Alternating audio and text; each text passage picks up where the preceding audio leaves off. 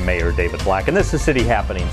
The Historical Downtown Business Association is a fairly new organization, but it's doing an incredible job to bring attention and business traffic to the downtown area. The city's Aquatic Center, Papio Bay, turns 20 years old this summer. We'll hear from one of the council members who helped make Papio Bay a reality. A longtime Papillion business gets a makeover and celebrates with a ribbon cutting. Please enjoy City Happenings for the week of August 4th. Thanks, Mayor Black. The Downtown Business Association, while still new, has made great strides and is very proactive. Well, here we are at the downtown Papillion Plaza. We're so excited to have the formation of the Downtown Business Association. About a year ago, the businesses got together and decided, let's do something to create some excitement and energy and kind of introduce downtown Papillion to the community. So the formation started a year ago, and we're very happy to say we have 48 plus downtown businesses that are part of the business association. So we've partnered with the city, with the rec department, with Sump Library to create some really fun activities for you and your family. One of the most important things we thought was we needed to create a downtown business directory and guide, something that would help everyone know exactly where we're located, our hours. We have a map in here. We have a list of upcoming events, which we thought was a wonderful way. People can pick these up at any of the Downtown Business Association merchants. And if they have any questions, they can either contact me or the city, and we'll get you to where you need to be to get a copy. As far as the events go, we started in June kicking off our Farmers Market Plaza parties. We're partnering with the Papillion Rec Department to kind of broaden and create a bigger, exciting farmers market, which has been a wonderful partnership.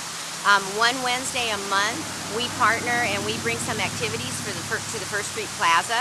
We're bringing in music, food. Lynn Looters has been instrumental in getting some classic cars down here.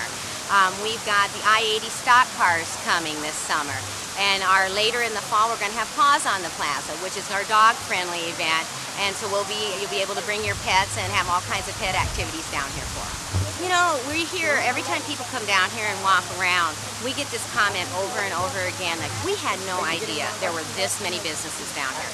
We had no idea you guys were even here.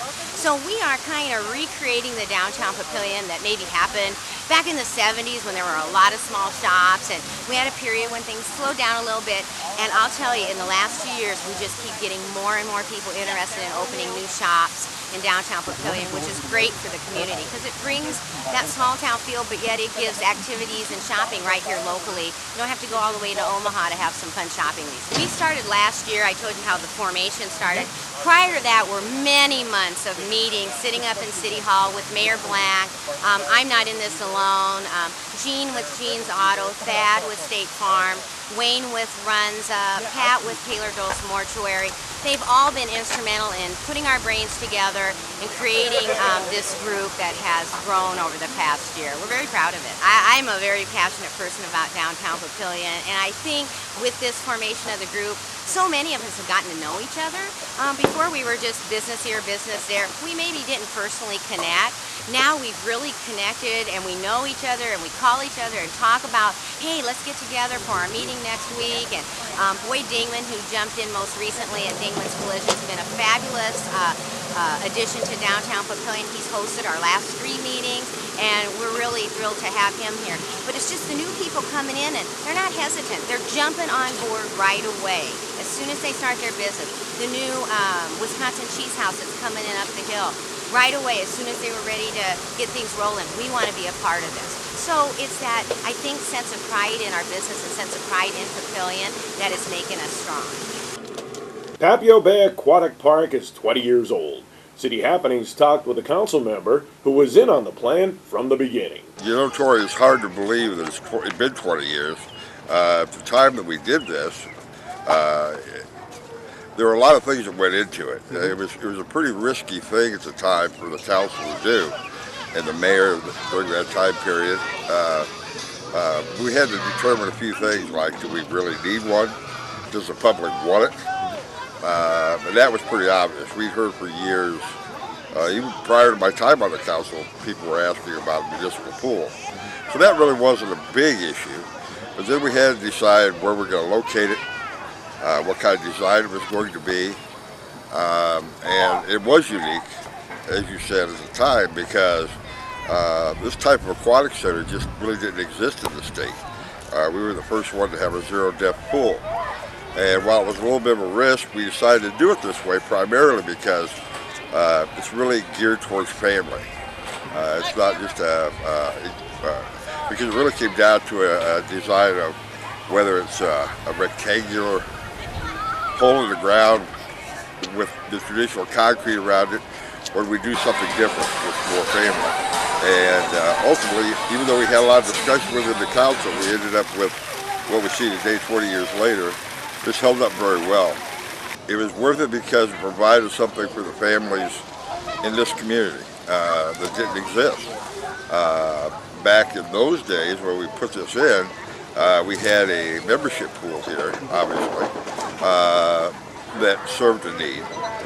This was a broader need that we served the public, and it gave them a place to go with their families, gave them a place, a destination. It was innovative enough that it drew their interest. And here we stand 20 years later, and we still are running 65,000 swimmers a season through the door. So obviously it's been pretty successful. But that's the key. It gave us something that we didn't have with the public water. The second thing that you said is probably most accurate. We did it with the idea that it would be able to provide swimming, an aquatic feature for the public. Our thought then, and Les Giddens, who was a Parks and Rec director then, and Bob Brees of the city engineer deserve a ton of credit because they're the ones that really decided to be innovative and located here. We hope because of the location and because of the landscaping that was done and everything, our hope was ultimately we had other events here. We had some ideas then that some things that were possible, but I will tell you over the years it's really expanded beyond what I think that we even thought it would be 20 years ago. As you said, with the uniqueness of some of the programs like bring your dogs to the bay and those kinds of things. You don't hear about that in most places, and it's really exceeded what we thought it would be. I think most importantly provided our citizens with something that they really wanted, and we were able to do it at a time when it was affordable. But along with that, I think the other thing that I'm proud of is the fact that most municipal pools around the United States lose money. I mean, when I say they lose money, they have to be subsidized 50% or more by tax dollars. And we were a little worried about that at the beginning. We wanted to try to make this unique enough in design that it would sustain itself or come very close. I'll tell you the first year or two, we expected it to be difficult to hit that because it was new. We had to get people through the door. And we did have to subsidize it some the first year or two because of that. But like last year, 2013, Papio Bay not only paid for itself, made a profit. And that's not something I'm very proud of. When you have other cities that are spending 50% of the operation of the facility comes from tax-supported dollars, and we don't have to do that. I'm very proud of that. That's very unique and very difficult to do. A local dental practice has been in town for many years. It got a makeover and celebrated by having a ribbon cutting. We go to a lot of ribbon cuttings. A lot of it's new businesses opening up, but it's great to celebrate businesses that have been successful and can have a reopening or a rebranding or an expansion.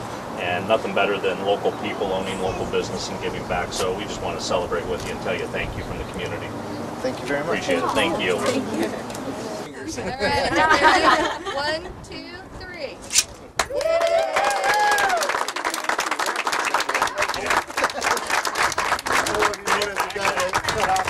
Travelers on South 84th Street sure noticed the new surfaces. We appreciate and thank you for your patience during this summer's major road construction. Our Public Works Department works hard to keep Papillion Road safe and updated, and we truly appreciate your patience. Stay up to date with what's happening in Papillion. You can find us on Facebook, follow the City of Papillion on Twitter, or even watch our YouTube channel. Information about all of our departments and programs is available on our website. For more about Papillion, go to www.papillion.org or just call the Mayor's Hotline at 402-827-1111. Thanks for watching.